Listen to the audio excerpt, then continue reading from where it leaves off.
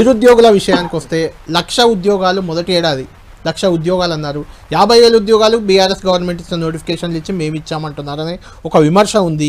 దాన్ని మీరు ఏం చెప్తారు? నిరుద్యోగుల అంశాన్ని ప్రధానంగా మీరు అడ్రస్ చేశారా? ఎందుకంటే మీరు ప్రొఫెసర్ కూడా. తప్పకుండా మేము ఎందుకంటే ఏ విషయం మీదైనా మా ప్రయత్నం అనేది తెలంగాణ మళ్ళీ ఈ మార్పు జరిగిన తర్వాత నుంచి కూడా మా ప్రయత్నం అనేది ఆగలేదు. ఏ విషయం మీద కూడా మా ప్రయత్నం ఆగలేదు.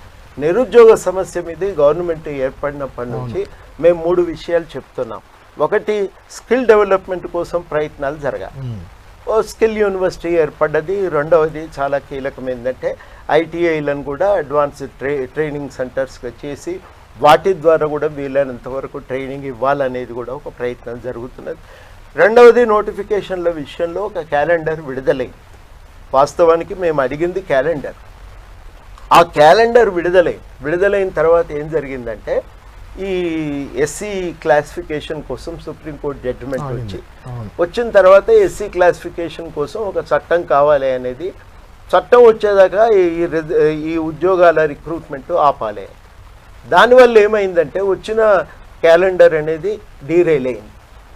ఇప్పుడు మనం చేయవలసింది ఏంటంటే మళ్ళీ ఆ క్యాలెండర్ను సాధించుకోవాల్సిన అవసరం ఉంది. నేను ఈ మధ్య కాలంలోనే చైర్మన్ గారిని కలిసిన టీఎస్పీఎస్సీ ఈ విషయం మీద మీరు దృష్టి పెట్టాలని చెప్పినాం. అదేవిధంగా రెండవది ఏం చెప్పినా అంటే ఈ ముఖ్యమంత్రి గారిని స్వయంగా కలిసి దీనిపైన దృష్టి పెట్టవలసిన విషయం చెప్పినాం. చెప్తే తర్వాత ఏమన్నారంటే డిప్యూటీ సీఎం గారికి బాధ్యత ఇచ్చి దీనిపైన చర్చలు చేయండి అన్నారు. డిప్యూటీ సీఎం గారితో మేము కూర్చొని మాట్లాడవలసిన అవసరం ఉంది. ఆయనతో కలిసి మాట్లాడిన ఒక రౌండు. తర్వాత ఏమన్నారంటే ఇట్లా కాదు, ఒకసారి విడిగా ఆఫీసర్ని కూడా పిలుస్తాను, మీరు అందరు రండి అన్నారు. ఒక నెల పాటు నేను లేను, అవుట్ ఆఫ్ స్టేషన్ అవటం వల్ల ఆ ప్రయత్నాలన్నీ ఆగిపోయినాయి. గతంలో ఇట్లాంటి విషయాలు మేము మీడియా ద్వారా చెప్పవలసి వచ్చేది.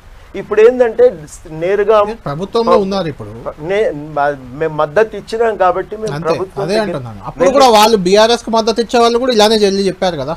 ఎవరు చెప్పలేదు. అప్పుడు బీఆర్ఎస్ కు మద్దతుగా ఉన్న వాళ్ళు, నేను అనేది మిమ్మల్ని అనట్లేదు, అప్పుడు కూడా బీఆర్ఎస్ కొంతమంది మద్దతుగా ఉన్నారు. ఎన్జిఓ సంఘాలు వాళ్ళంతా బీఆర్ఎస్ తోటే ఉన్నాయి కదా. నేను అనేది ఏంటంటే అప్పుడు ఉన్న సమస్య ఏంటంటే నిర్ణయాధికారం ఒక వ్యక్తి చేతిలో ఉండే, ముఖ్యమంత్రి. ఆ ముఖ్యమంత్రి గారిని కలవటానికి వెసులుబాటు నాకే కాదు ఎవరికీ లేకుండే. వాళ్ళు కూడా ముఖ్యమంత్రిని కలిసి చెప్పుకోవటానికి నానా యాతన పడవలసి వచ్చింది. వాళ్ళ అందరికి కూడా అదే రకమైన ఇబ్బంది ఉంది. ఇక నేను చెప్పే ఈ మిగతా ఇష్యూస్ మీద